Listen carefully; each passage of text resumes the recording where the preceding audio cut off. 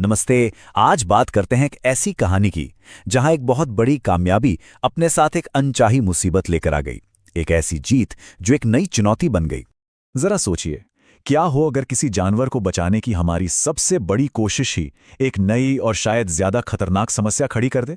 कुछ ऐसा ही सवाल आज उत्तराखंड के जंगलों और गांव में गूंज रहा है, जहां बाघों को बचाने की हमारी जबरदस्त कामयाबी ने इंसानों और तेंदुओं के बीच एक ऐसे टकराव को जन्म दे दिया है जिसके बारे में किसी ने सोचा भी नहीं था। 500 से भी ज्यादा। जी हां, उत्तराखंड में आज बाघों की संख्या इतनी है। कंजर्वेशन के लिहाज से देखें तो एक बहुत बड़ी ऐतिहासिक जीत है। पर यह आंकड़ा कहानी का अंत नहीं है। असल में यहीं से एक नई कहानी शुरू होती है। तो सवाल ये उठता है कि क्या हम इसे पूरी तरह से एक सक्सेस स्टोरी कह सकते हैं, या फिर इस कामयाबी के पीछे कोई ऐसी कीमत है जो चुकाई जा रही है।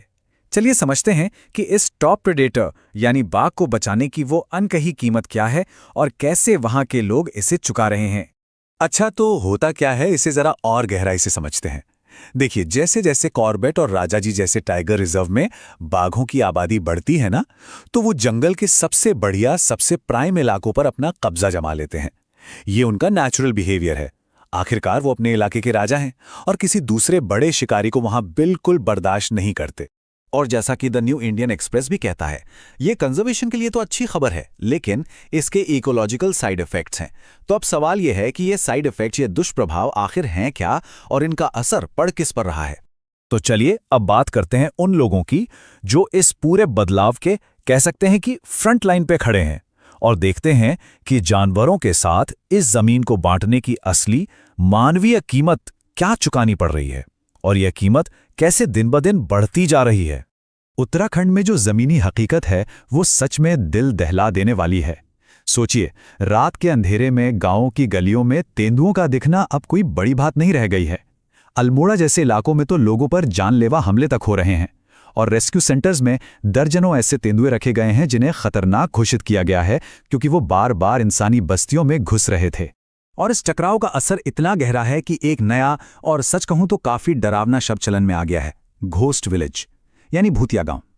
खासकर पौड़ी जिले में यह शब्द उन गांवों के लिए इस्तेमाल हो रहा है जहां से लोग इन बड़ी बिल्लियों के लगातार हमलों और उनके खौफ की वजह से अपने घर, अपनी जमीन, अपना सब कुछ छोड़कर जाने को मजबूर हो गए हैं। तो आखिर ये सब हो क्यों रहा है?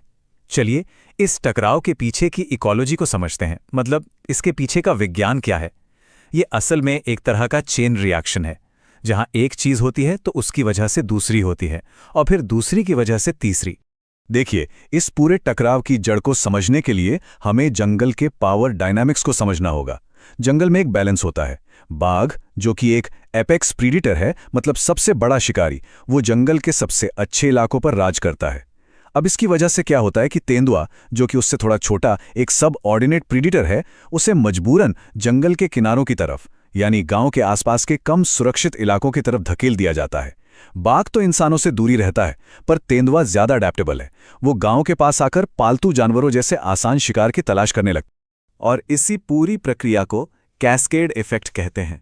चलिए इसे स्टेप बाय स्टेप समझते हैं। स्टेप 1, बाघों की आबादी बढ़ती है।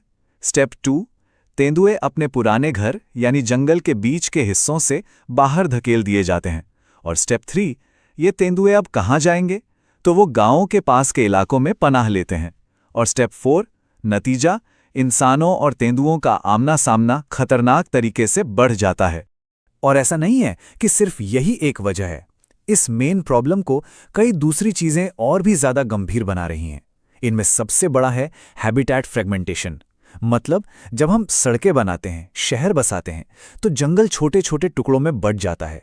जानवरों के आने जाने के रास्ते, उनके कॉरिडोर्स बंद हो जाते हैं। इसके अलावा जंगलों में लगने वाली आग, शिकार की कमी और गांव का लगातार फैलता दायरा, ये सब मिलकर आप कह सकते हैं कि इस संघर्ष की आग में घी डालने का काम कर रहे हैं। तो जाहिर है, जब संकट इतना बड़ा है तो सवाल उठता है कि एडमिनिस्ट्रेशन, सरकार कर क्या रही है। आइए अब एक नजर डालते हैं कि जमीन पर टेक्नोलॉजी, टीम्स और ट्रेनिंग के जरिए क्या क्या कदम उठाए जा रहे हैं। कोशिशें तो देखिए कई लेवल पर हो रही हैं।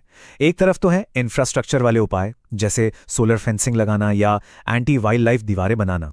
तो दूसरी तरफ मॉडर्न टेक्नोलॉजी का भी इस्तेमाल हो रहा है, जैसे कि AI based early warning system, जो जानवरों की मूवमेंट पर नजर रखकर पहले ही अलर्ट भेज देता है। और सिर्फ इतना ही नहीं, लिविंग विद लेपर्ड्स जैसे अवेयरनेस प्रोग्राम भी चलाए जा रहे हैं। इनके जरिए लोगों को ये सिखाया जाता है कि इन जानवरों के साथ सुरक्षित तरीके से कैसे रहा जाए। और हाँ, इसमें एक बहुत जरूरी कानूनी और नैतिक पहलू भी है। उत्तराखंड हाईकोर्ट ने बिल्कुल साफ साफ निर्देश दिए हैं कि किसी भी ऐसे जानवर जिसे प्रॉब्लम एनिमल कहा जा रहा है, उसके खिलाफ कोई भी जानलेवा एक्शन लेने से पहले उसे बचाने और किसी दूसरी सुरक्षित जगह पर शिफ्ट करने की हर मुमकिन कोशिश की जानी चाहिए। ये बहुत जरूरी है। तो ये तो हुई फौरी तौर पर की जाने वाली कोशिशें, पर इनसे आगे बढ़कर चलिए एक ऐसे भविष्य की बात करते हैं जहां इंसान और जानवर साथ रह सकें, क्योंकि हमें सिर्फ इस कॉन्फ्लिक्ट को मैनेज नहीं करना है, बल्कि कोएग्जिस्टेंस यानी सह अस्तित्व का एक ऐसा रास्ता बनाना है जो इस प्रॉब्लम का एक परमानेंट सॉल्यूशन दे। और सह अस्तित्व का ये जो ब्लूप्रिंट है, ये सिर्फ कुछ नियमों की लिस्ट नहीं है, बल्कि एक नई सोच है। इसमें क्या क्या शामिल है? जंगल के जो हिस्से खराब हो गए हैं, जो कॉरिडोर्स टूट गए हैं, उन्हें फिर से जिंदा करना, रिजर्व के अंदर ही जंगली जानवरों की संख्या बढ़ाना ताकि शिकारियों को बाहर आने की जरूरत ही ना पड़े, और हाँ, लोकल कम्युनिटीज को ट्रेन करना ताकि वो खुद अपनी सुरक्षा कर सकें। और शायद सबसे जरूरी बात, हमें अपने लैंड यूज प्लानिंग के तरीके को ही बदलना होगा। मतलब जब भी कोई नया प्रोजेक्ट बने तो उसमें वाइल्ड लाइफ की जरूरतों को शुरू से ही शामिल करना होगा। तो ये पूरी कहानी आखिर में हमें एक बहुत बड़े और गहरे सवाल पर लाकर खड़ा कर देती है। जैसे जैसे जंगली जगहें सिकुड़ रही हैं और इंसानों और जानवरों के बीच की दूरी कम हो रही है, तो सवाल यह है कि बदलना किसे चाहिए, अडैप्ट किसे करना चाहिए, इंसानों को या जानवरों को? ये एक ऐसा सवाल है जिस पर सोचना बहुत जरूरी है।